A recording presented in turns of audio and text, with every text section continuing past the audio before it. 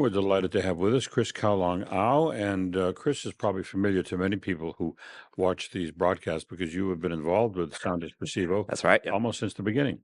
They had the first competition in 2020, and somehow I think they did an Instagram ad or something and caught my attention. I applied, and the great thing I found was that because it was all online, they had a green room, which is, replicates the real experience of, performing. Then they moved you into the real stage and you performed, and there was no time limit. I ended up winning a prize, first prize in the ambassador category. And then after that, they asked if I would judge, the next competition in 2021. And during the judging process, the student was late. And so Fedor Ospensky and Anno and I just chatted for about an hour until the student turned up. And during that conversation, somehow they just realized, hey, we should have this guy on board. We should just, hire him and have him, host programs, do things with us. And I was back in Sydney at the time during the COVID era and everything. And I found it was just, I needed something to do. I needed something to make me feel as I'm still part of the world. If you're in Australia, Sydney for that long, you feel like you're isolated. And so I joined the team and I haven't looked back since. It's been an amazing journey. It's 2023 now. And so I've been with them for 3-4 years. It's remarkable. Well, that's interesting because this project, Sound Espressivo, was born during the pandemic. Absolutely. I mean, it's called Virtual Concert Hall. Yeah. And that is for that very reason. It's to help young performers who are isolated at that time, give them a stage. Mm-hmm. And it's a world stage, Mm-hmm. but you don't have to leave your own studio. No. And I love what they're doing now where they kind of having a hybrid model, which is you do a lot of the auditions online. And it saves a lot of the competitors money from traveling and doing all these auditions all over the world. You audition online, they have a great tech team that makes sure, the sound is good, the video is good, lighting is good. And then if you win a prize, unlike when I applied, you actually get to perform live on stage. And in Carnegie Hall with orchestras around the world, it's just, I love what they're doing. I really believe in it.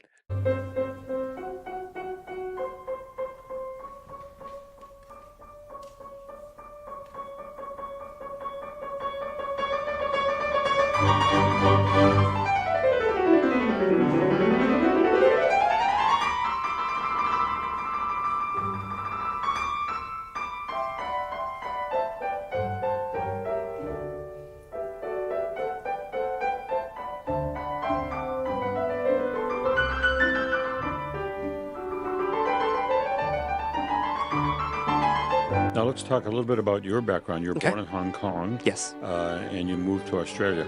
Now, did you begin studying the piano in Hong Kong?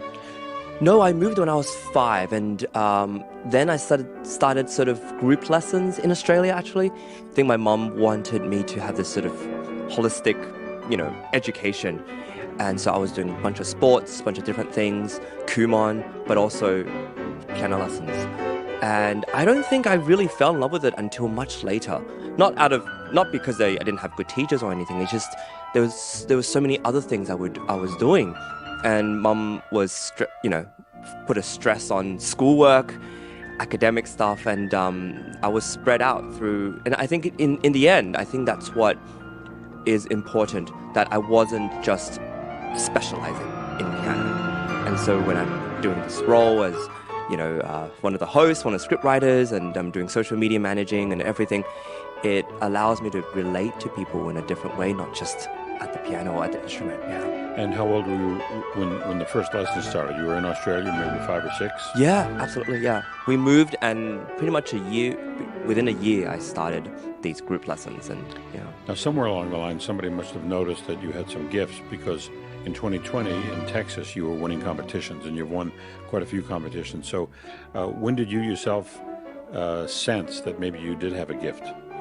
I think I never really sensed whether I had the gift. I realized when I was around 12 that I could listen to pieces of music and play it on the piano. And I wasn't trained in it, like this perfect pitch thing. I really wasn't trained in it. And somehow I just we had a school anthem. And I went home and was like, hey, this is what the school anthem sounds like. And then I played it for my teachers at school, and how did you know that? And that was when I started to realize, hey, I have an affinity with sound and the instrument. And then later on, I think I changed teachers. And that's when this teacher really drilled in a lot more basics, fundamentals, and got me to apply to competitions. And then after high school, I decided to take a year off, which I do recommend because for me, being from Sydney, I hadn't traveled to Europe really. I hadn't seen the world. And so I went to Germany, went to Luxembourg, and I played in master classes. And I not only got to travel there, but when you live in a small town in Germany for almost 2 weeks, it opens your eyes to the people, the culture. You're not just seeing Paris or Berlin for a few days. You're really living there and dining there and seeing the people, meeting the people. We stayed in this town called Bad Betrich, which is known for being close to the Moselle River. So I tried German wine for the first time by the river. We had this river cruise with a tasting, and a lot of us got really tipsy very quickly. And it's a small town known for the baths. People would go there for the sort of baths, for healing qualities, etc. That's foreign to us, in Australia, and even in Hong Kong. We might have the hot springs in Japan, but yeah, so it opened my eyes to what's bigger, and I think I got the bug then. I was like, I really need to see the world. And the teacher there, John Perry, really took a liking to me in my music making. And the rest is history. He's still my teacher. I still play for him. He's a good friend.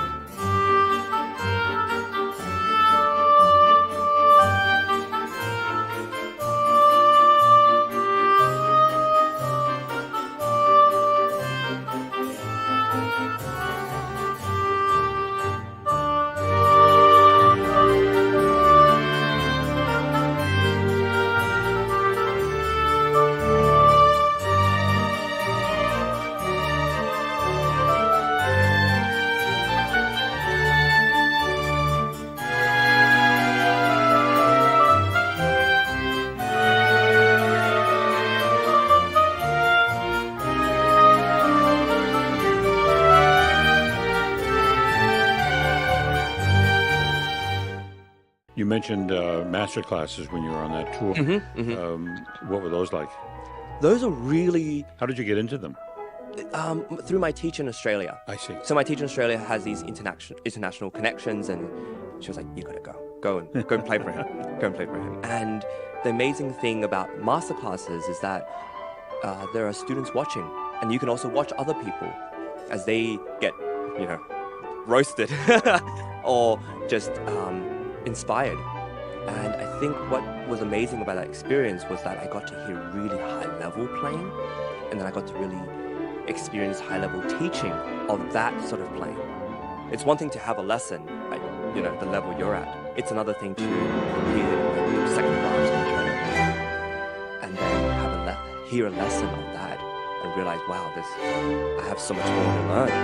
And these concepts, these things that may not apply to me yet, this is what I have. And then John Perry also gave an amazing recital there.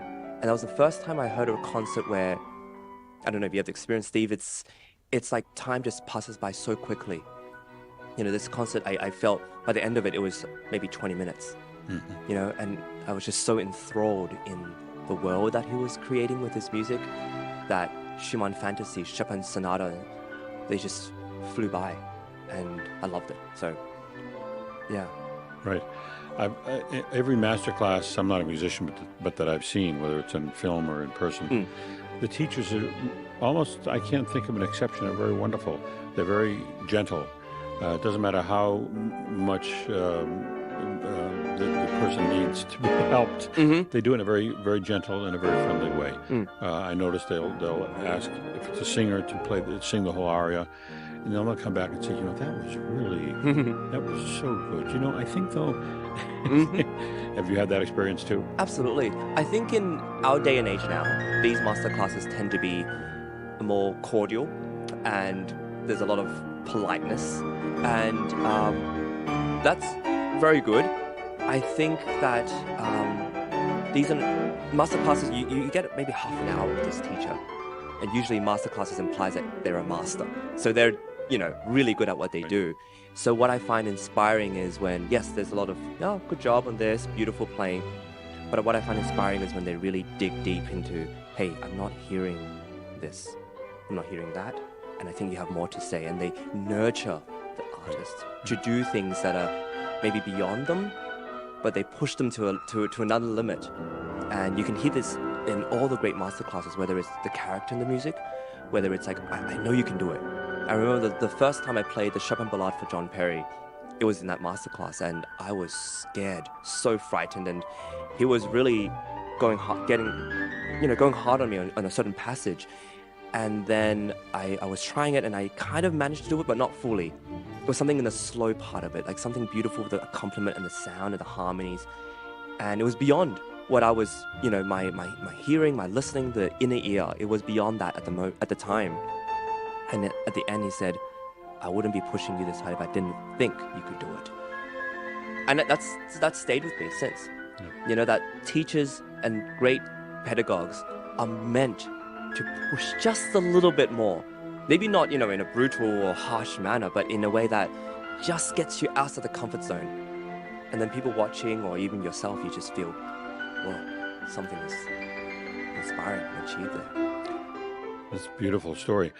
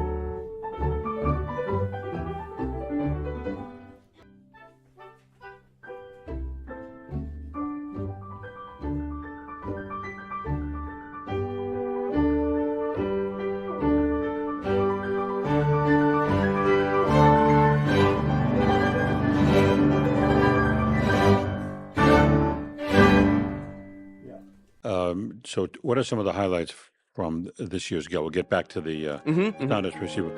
We just have a minute or two left. What are some of the highlights to look forward to in the gala tomorrow night?